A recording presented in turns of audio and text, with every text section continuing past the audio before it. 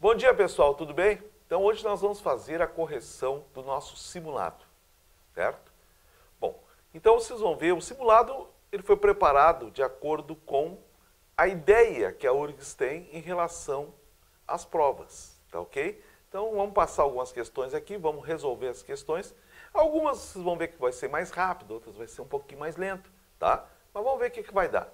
Então vamos lá, vamos ver a primeira questão do nosso simulado, que foi a questão número 26. Vamos ler juntos aqui, ó.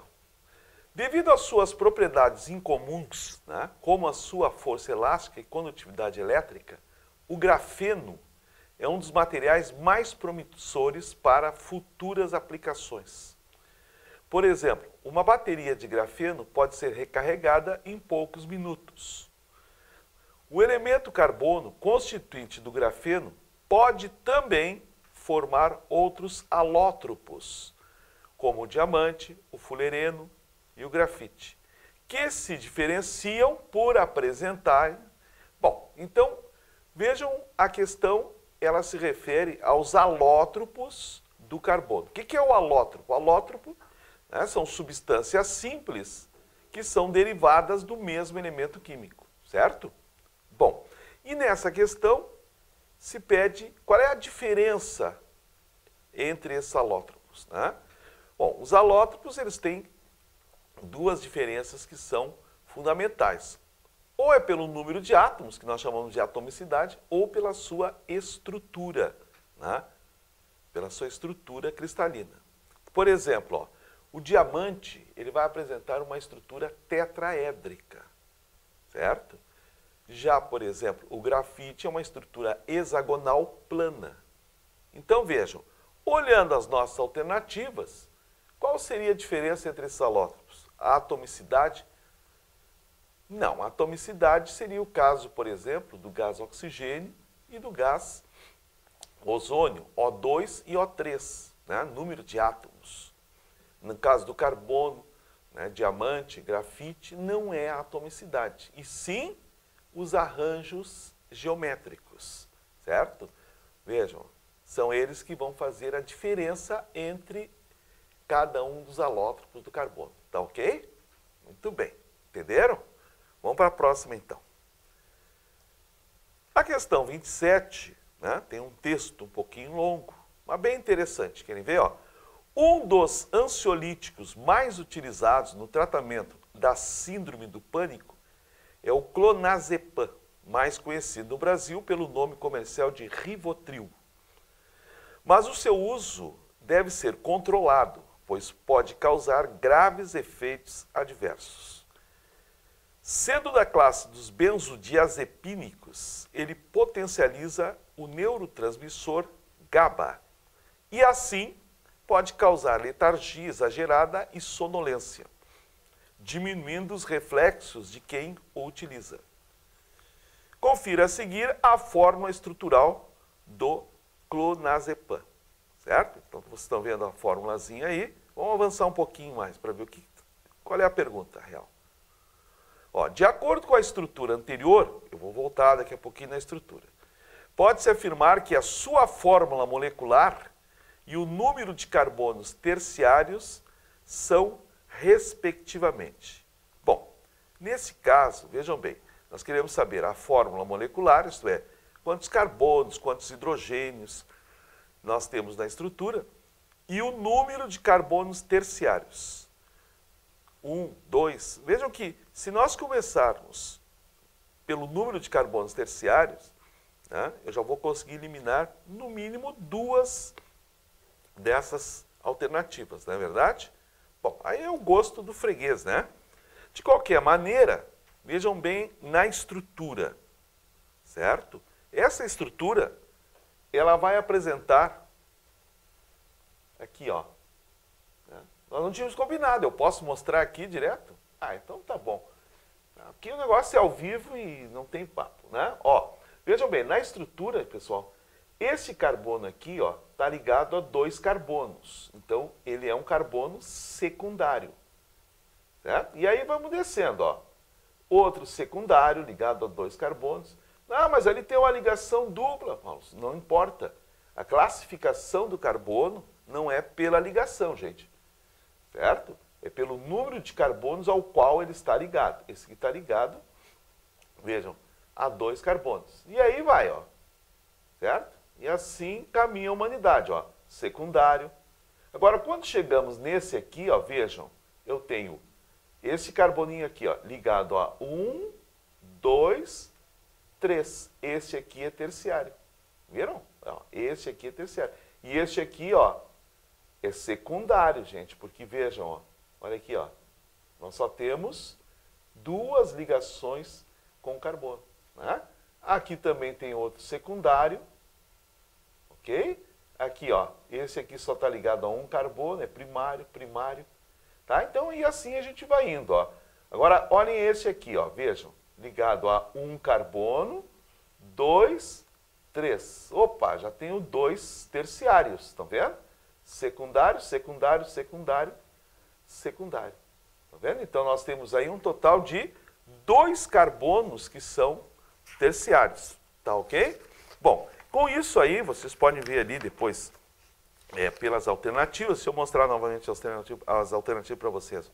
Ó, vejam que nós já eliminamos as letras, as alternativas B e a alternativa D, porque nós encontramos 2 carbonos terciários. Tá ok? Vamos voltar para a fórmula. Na fórmula, bom, a primeira perguntinha era a seguinte, ó, qual é a fórmula molecular? Bom, vamos contar os nossos carbonos primeiramente, né? Então, vamos começar por esse aqui, ó. 1, 2, 3, 4, 5, 6. Certo? Agora vamos por aqui, ó. 7, 8, 9. Tá ok? Agora vamos descer.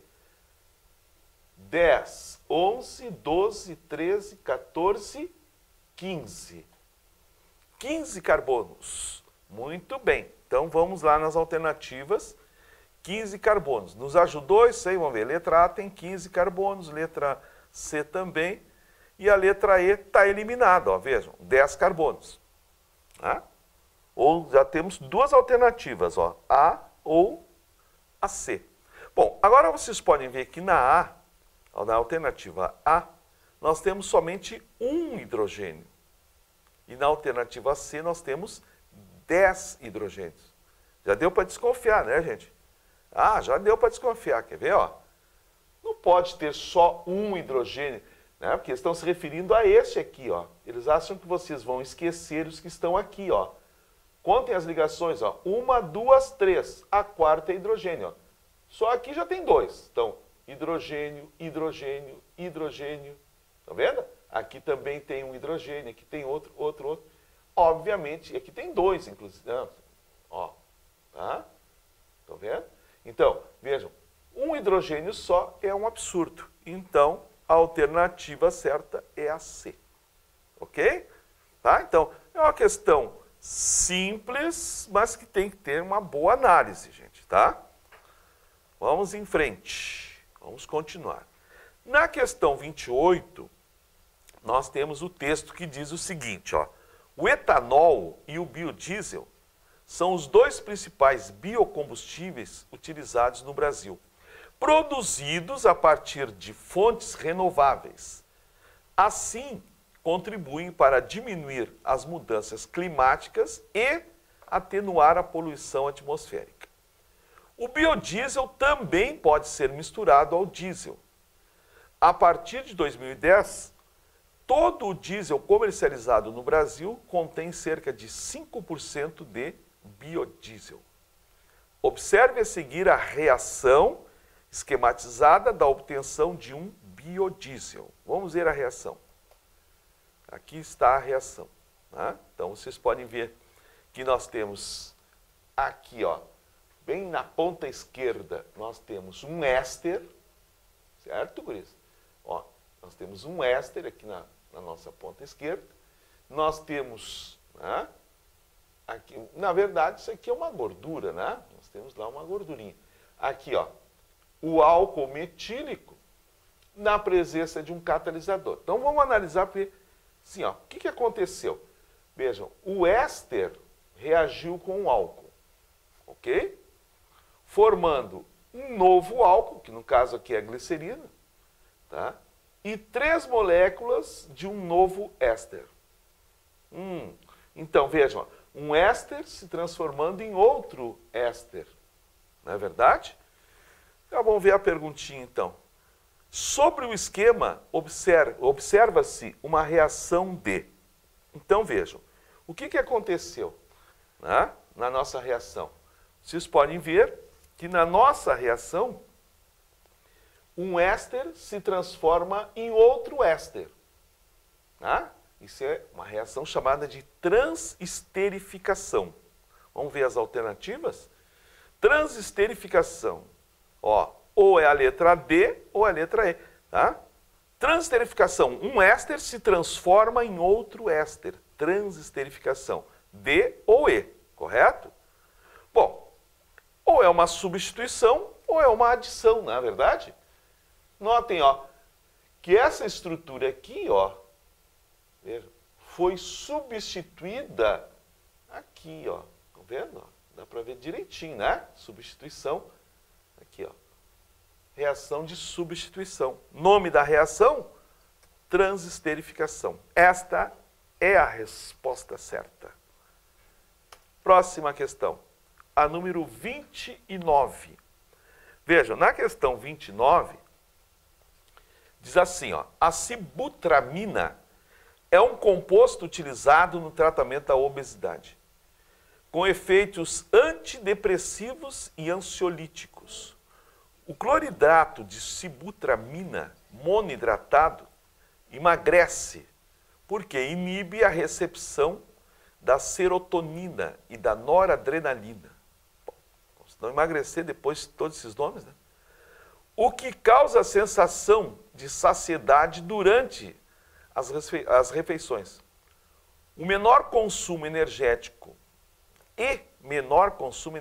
do organismo.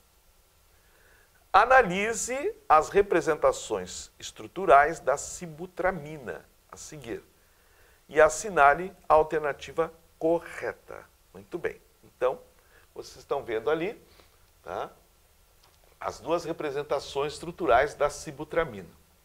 O que a gente nota ali, gente? Tá? Isso aí tem que ter, né? Como eu sempre digo, ó, os olhinhos do lince jovem, né? Porque tem que notar o que está acontecendo. Né? Dá para ver perfeitamente isso aqui, ó. Começa por aqui, ó. Estão vendo? Ó? Estão vendo essa estruturinha aqui, ó? Estão vendo essa outra aqui, ó? Tá? Certo? Se nós colocarmos, né, as duas, uma de frente para a outra, vocês vão ver que uma é o oposto da outra, correto? É como se uma fosse a imagem no espelho, uma da outra.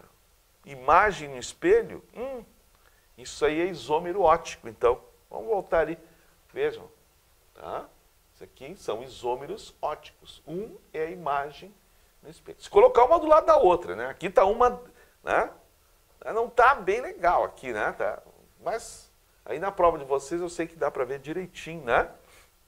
Que na prova está uma em cima e a outra embaixo. Aí a gente percebe melhor, tá? Bom, são imagens. Imagens, estereoisomeria óptica. Vejam, letra A. As estruturas 1 e 2 são estereoisômeros ópticos classificados como enantiômeros, né? Formas opostas. Possuem o distrógeno e o levógeno, né? Que é o nome dos dois isômeros que desviam o plano de luz polarizada. Tá ok? Barbadinha, né? Próxima, número 30. Atualmente, chamam-se de metais sintéticos os polímeros que possuem propriedades elétricas e magnéticas. O mais adequado seria chamá-los de polímeros conjugados, porque são formados por cadeia que contém ligações duplas conjugadas. Esse tipo de estrutura permite que seja criado um fluxo de elétrons ao longo da cadeia. Em qual das alternativas a seguir não podem ser identificadas as características citadas no texto anterior? Vamos ver a sequência. Vamos voltar um pouquinho.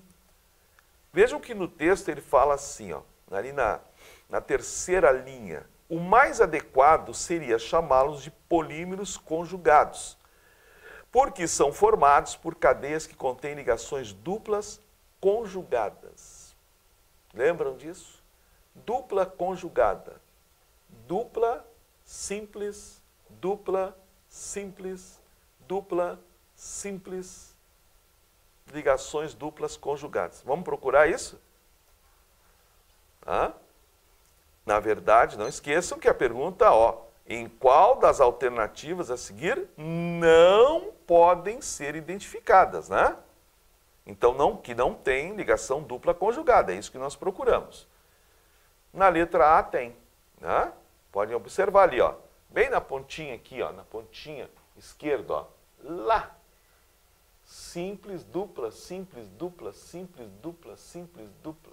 Olha aí, isso é conjugado. E põe conjugado nisso. E aí vocês vão descendo nas alternativas. Paulo, ali na letra B não tem conjugado. Mas na letra B tem o nitrogênio, né, gente?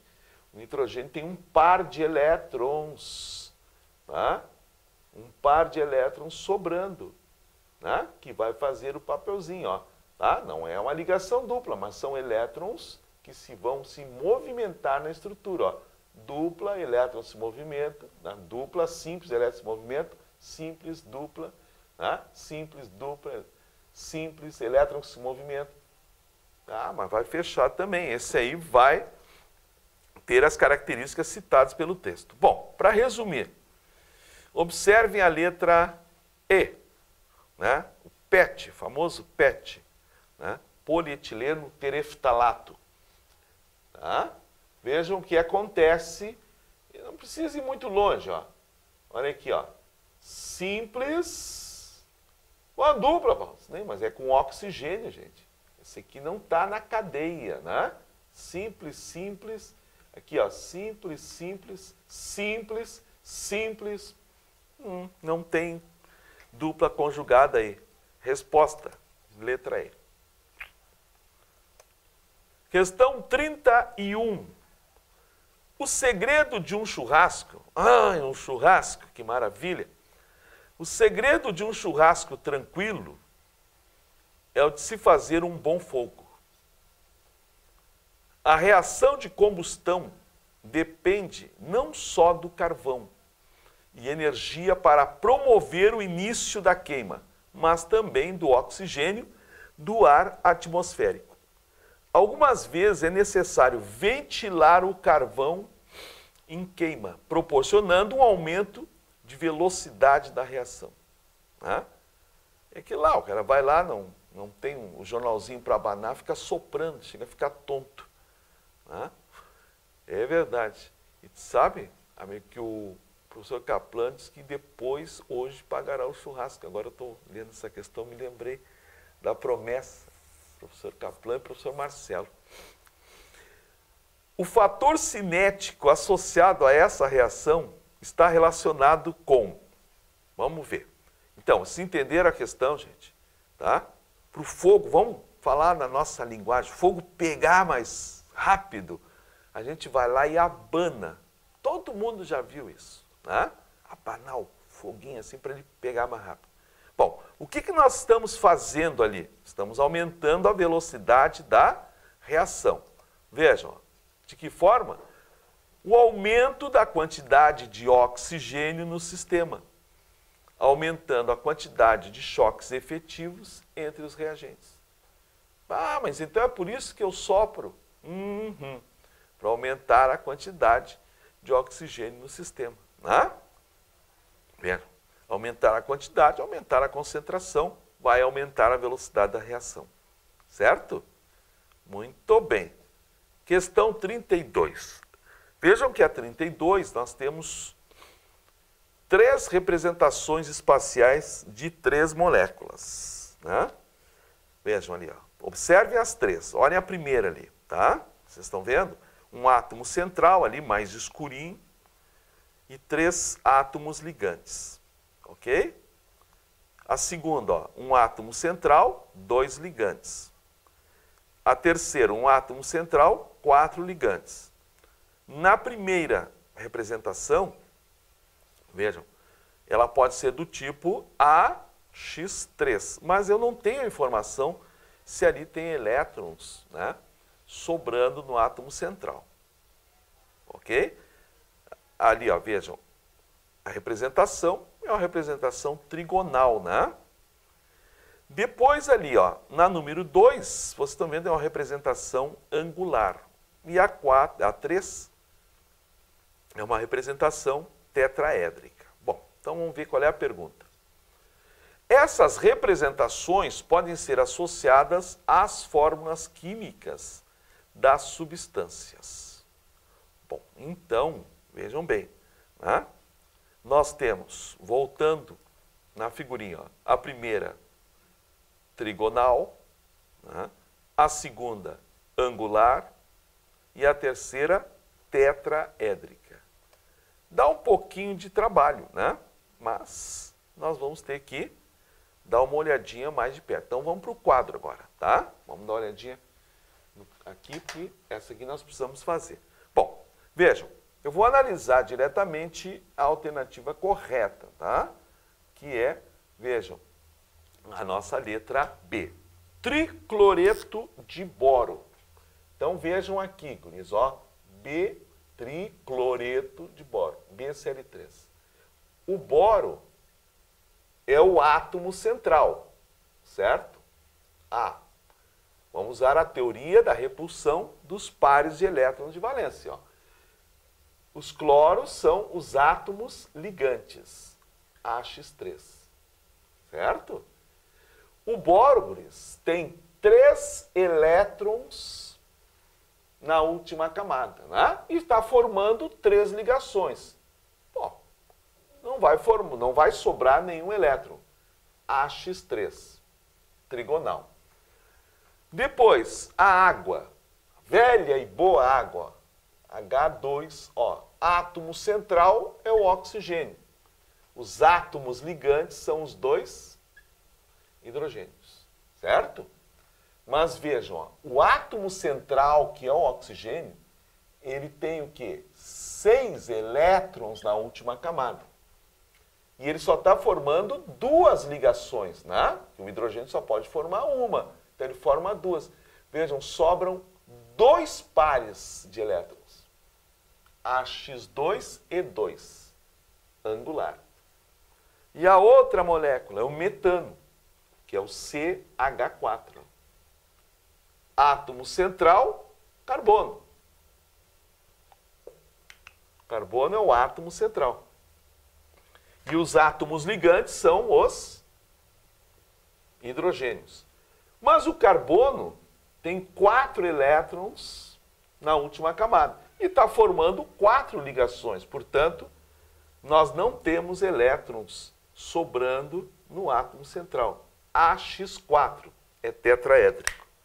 Certo? Então, vejam, a letra B, né, nos dá direitinho a ideia, ó. Tricloreto de boro é uma molécula trigonal plana. A água é uma molécula angular, né, porque vejam, esses pares que sobram causam a repulsão, por isso que o ângulo é diferente de 180 graus, angular. E o metano, que é tetraédrico, né? As 4 ligações, certo? Letra B é a resposta certa. Número 33.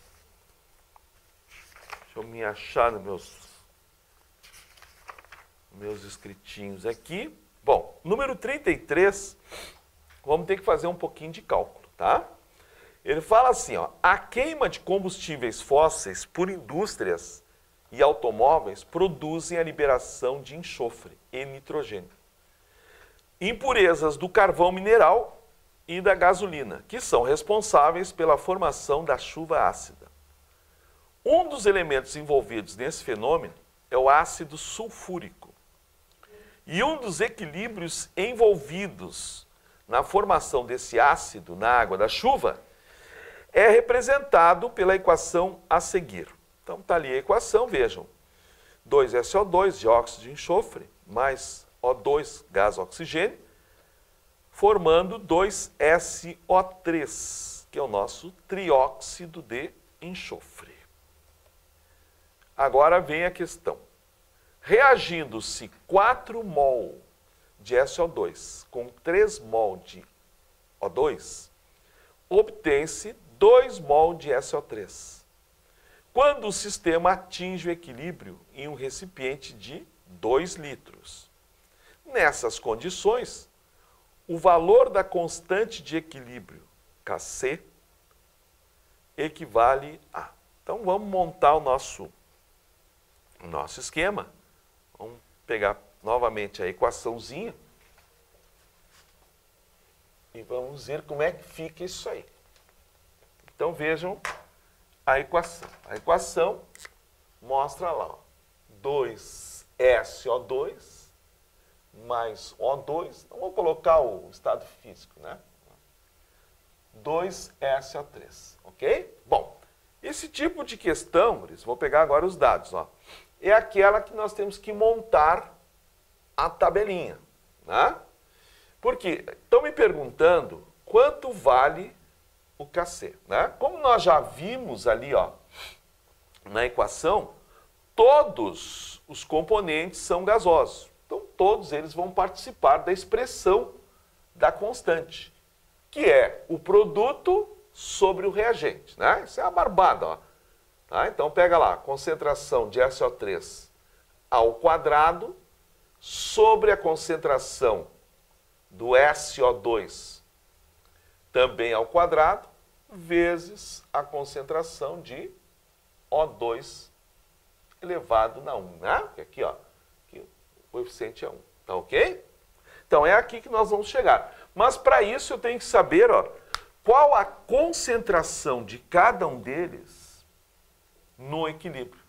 Bom, no início, segundo o texto, no início, foram colocados, vamos ver ali, ó, 4 mol de SO2, 3 mol de O2. Claro que não tinha nada de SO3, está iniciando a reação, tá? Bom, durante a reação houve um gasto, certo? E esse gasto ele está nos dizendo que foi de 2 mols de SO3, né? Então formou-se 2 mol de SO3. Então agora é que vem o segredo, gente. E no equilíbrio, quantos mol sobraram, né? Vamos ver. Olhem os coeficientes, ó.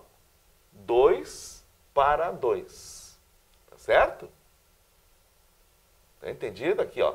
2 para 2, tá? Então, vejam bem, ó. Lá no equilíbrio, nós vamos descontar, ó, esses 2 mols aqui, ó. Menos 2 mol, tá? O que vai me dar ali, ó, no equilíbrio, 2 mol. Certo? Ó, porque 2 está para 2. É como 1 para 1, né? Bom, agora, olha aqui. Nesse outro caso, 2 está para 1. Tem que cuidar os coeficientes. Ó. 2 está para 1. 2 está para 1. Então, veja.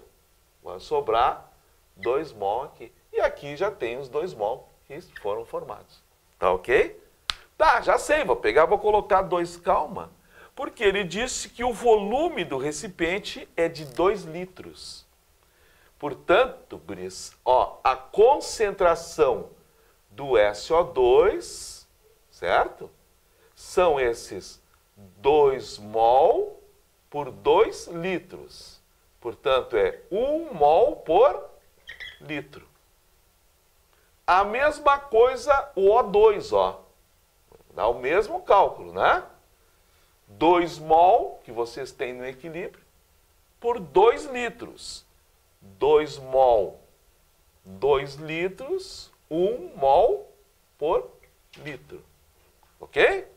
E agora aqui, ó, no SO3, concentração do SO3, a mesma coisa. Eu tenho lá, ó, 2 mol, 2 litros. Concentração, 1 mol por litro. Nossa, deu tudo 1, ó. Que maravilha. Tá? Substitui aqui, ó, 1 ao quadrado sobre 1 ao quadrado vezes 1. Se não der 1, eu vou me embora. Tá? Então, resposta E. Ok? Próxima questão, 34. Fala assim, ó, as estalactites de uma caverna são formadas a partir da dissolução de carbonato de cálcio, segundo a equação a seguir. Então tá ali a equação, bem grandinha, bonitinha.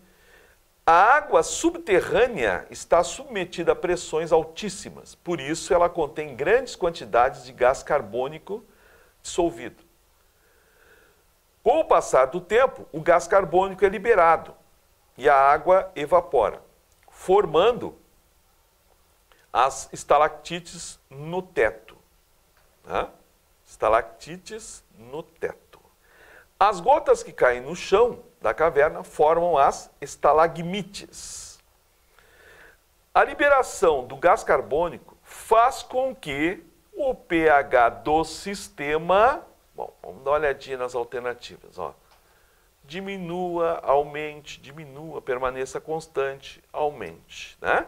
Então, vamos falar um pouquinho desse pH. O que vai acontecer?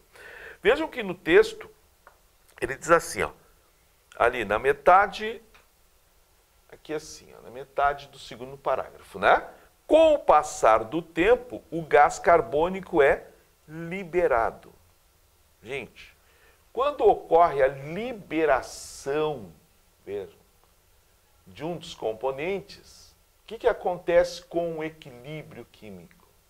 O equilíbrio é deslocado no sentido de repor aquilo que está sendo liberado, certo? Então vejam, ó, vai sair daqui para lá, certo? Vejam que esta partezinha, ó, representa a parte ácida da coisa. Ó. Vejam, então ele vai passar para lá. Então vamos dar uma olhadinha nas nossas alternativas, né? O que acontece com o pH? Bom, vai deixar de ser, né, tão ácido, vai ficar menos ácido. Então o pH tende a aumentar. Tá? Pois o equilíbrio se deslocará para a esquerda, como eu falei para vocês na equação, né? Havendo uma diminuição da concentração do íon ácido. Tá? Entenderam? Próxima questão. Agora 35. 35 é um livro. Diz assim, ó.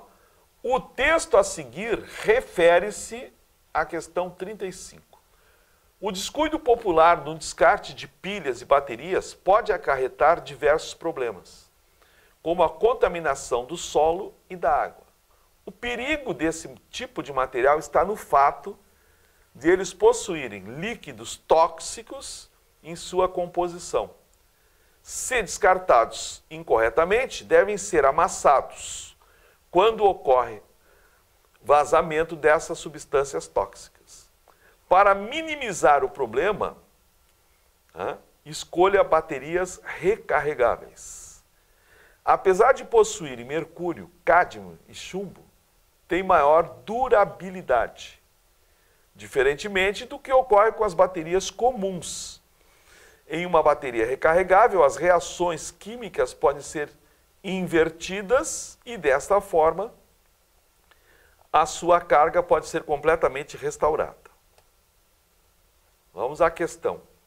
As baterias de níquel-cádmio possuem como cátodo o hidróxido óxido de níquel 3, NiOOH entre parênteses, e como ánodo o metal cádmio. As semi-reações e a reação global são mostradas a seguir. Então vejam ali, ó. Tá? Normalmente quando a gente vê essas reações se assusta um pouquinho. Ai meu Deus! Olha onde é que está o segredo. Ó. Semi-reação do ânodo. É aquela ali, com o cádmio, certo? Semi-reação do cátodo. É aquela ali com um óxido, o hidróxido óxido de níquel 3. E a reação global, que é a soma das duas. Ok? A partir dos dados fornecidos, pode-se afirmar que, vejam, que o metal cádmio sofre redução, o metal níquel terá sua massa diminuída, substância hidróxido de níquel. Bom, é uma questão tradicional. Vamos voltar ali. Ó, vejam o que vai acontecer nessa questão. Pessoal, a primeira coisa que a gente tem que lembrar, que a gente sempre lembra nas aulas isso aqui, né? Ó, é vocês associarem, né? Associarem, né? Os termos, ó.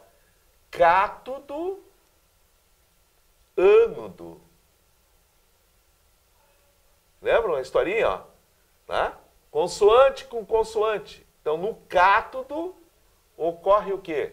Ocorre redução. Certo? No ânodo, ó, vogal com vogal, né? Ocorre a oxidação. Certo? Lembram disso? Ó? E aqui vocês já vão começando a entender as coisas, né? Se vocês olharem as semi-reações, vocês vão ver, ó, semi-reação do ânodo. Ó, o cádmio, vejam, é o ânodo. Então, o cádmio vai sofrer a oxidação, né? Vejam, ó, no cátodo, então nós temos ali, ó, o hidróxido óxido de níquel 3. No cátodo, aquele material vai sofrer a redução. Vejam, quem se reduz é o agente oxidante. Ok? E quem se oxida é o agente redutor. Tá, então vamos dar uma olhadinha para ver se a gente já consegue eliminar alguma coisinha aqui nessa questão, tá? Muito bem, então vamos lá. Vejam, o metal cádmio sofre redução. Vamos ver se é verdade, né? O cádmio sofre redução. Vamos ver na reação? Né? Não. Vejam, o cádmio é o ânodo. É oxidação. Está errada essa alternativa. Aí tu vai indo, vai lendo e pimba. Vai lá. A substância hidróxido óxido de níquel atua como o oxidante nesse processo. Vamos ver se é verdade? Onde é que está o hidróxido óxido de níquel 3? Vamos ver se é no cátodo ou no ânodo. Ele está lá no cátodo. Bom, se ele está no cátodo, ele está sofrendo a redução e ele age como o oxidante. Letra C é a alternativa certinha. Próxima questão. 36. O metal alumínio é obtido a partir da eletrólise da bauxita. O minério que apresenta 30% de óxido de alumínio, Al2O3, aproveitável para que a produção de alumínio seja economicamente viável. A equação não balanceada do processo é... Está ali a equação, vamos daqui a pouquinho balancear essa equação. A partir de um carregamento de 1 tonelada de bauxita, qual a quantidade máxima aproximada de alumínio possível de ser obtida, supondo um rendimento de 60% da reação? Claro que isso aí vocês já sentiram que é um cálculo estequiométrico, né? Dos mais bonitinhos. Envolve rendimento, tá? Envolve a quantidade, né? A pureza do reagente, lá em cima, os 30%. E envolve a equação que nós vamos ter que ajustá-la também, tá certo? Bom, então, vamos começar pelo ajuste dessa equação aí. Deixa eu pegar a equação aqui, guris. Ó, Al2O3 mais o carbono, dando a L mais o CO2. Certo? Então, deixa eu apagar aqui para não nos atrapalhar. O negócio é o seguinte, ó. O ajuste, óbvio que o ajuste aqui é pelo método das tentativas, né? Vai colocando o número ali até conseguir fechar os menores números inteiros. Certo? Claro, como eu já fiz antes aqui, eu já estou mais esperto, né? Ó, põe o 2 aqui, ó. Eu já fico com 4 alumínios. Chama para cá, ó, 4 alumínios. Estão vendo? Olha o número de oxigênios do lado esquerdo, ó. 6 oxigênios. Aqui eu tenho 2, põe 3 ali, ó. 3 carbonos, 3 carbonos. Tá? Tá ajustadinha a equação. Às vezes a gente vai demorar um pouquinho mais, um pouquinho menos, tá? Certo? Tem uns que não tem noção também. O cara vai botar aqui, ó, 966. Bom, né? Então, é o número 1 ou o número 2. Põe 1 ou 2 ali e começa a fazer, tá? Muito bem. Tem outros que vão se assustar, porque vão colocar ali, vai dar fracionário. Tá? Aí vai ser um pavor. Muito bem.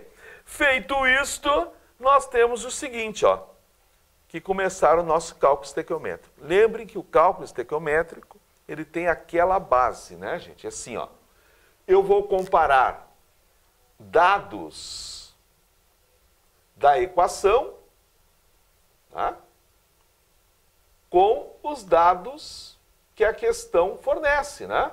Dados da questão.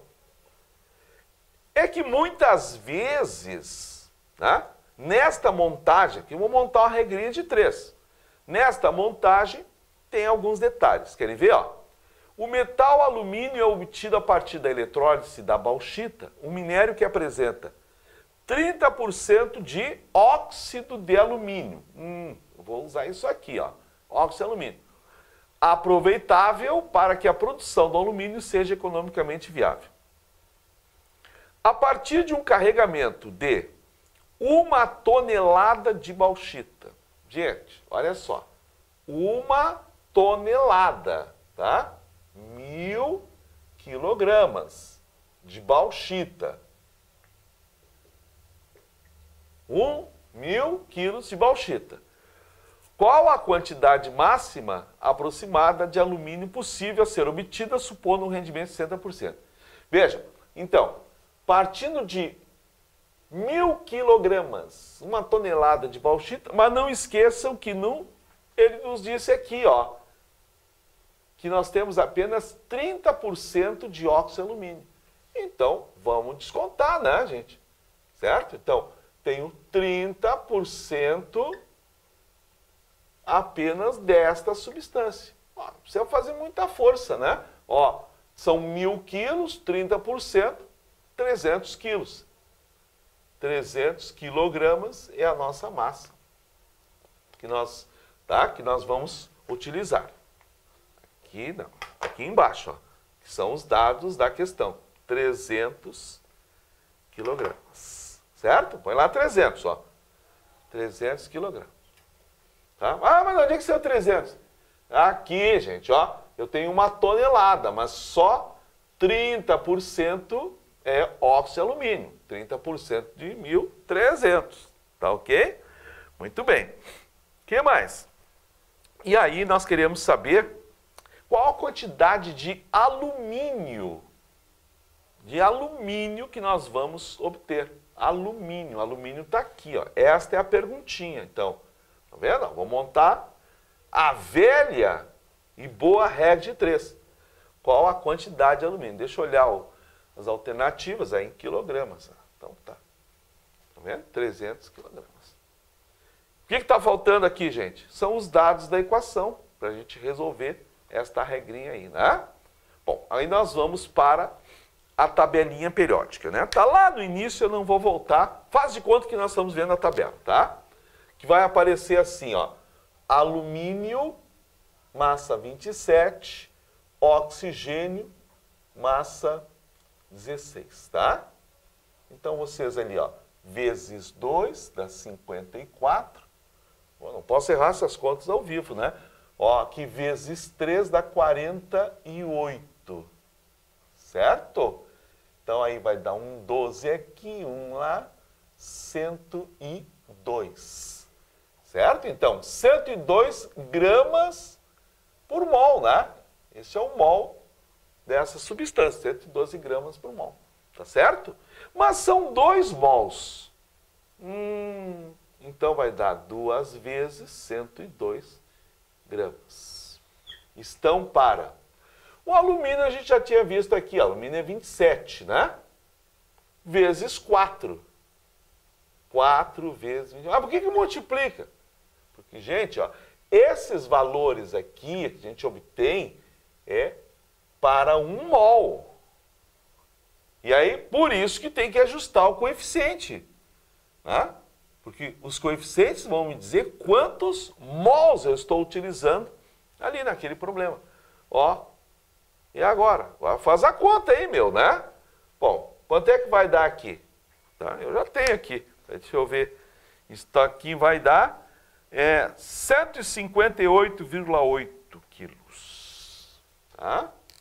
Aproximado aí, né? 158,8 quilos de alumínio. Ah, tá, então vou marcar ali o C. Calma, não terminou ainda. Porque eles estão dizendo que o rendimento da reação foi de apenas 60%. Como é que eu faço? Desconta. 158,8 quilos, claro que corresponde a 100% de rendimento. 60% de rendimento, Y. Agora vamos ver qual realmente é a resposta certa. Letra E. Né? Não dá exato, dá um pouquinho, dá 95,29, uma coisa assim, né? Tá? Mas aproximadamente 95 quilogramas de alumínio. Então vejam que esse problema, ele tem vários níveis, né? Foi cobrado ali, ó, ajuste de coeficientes, foi cobrado a pureza, a utilização da pureza de reagentes, né? E foi também cobrado o rendimento da reação. E a velha matemática, que é essa aí que divide, como eu digo para vocês, né? O mundo é dividido em quem sabe matemática e quem não sabe. Eu não sei, é por isso que eu faço com regra de 3. E vamos adiante, então. 37. A questão 37 vai falar de solubilidade, né?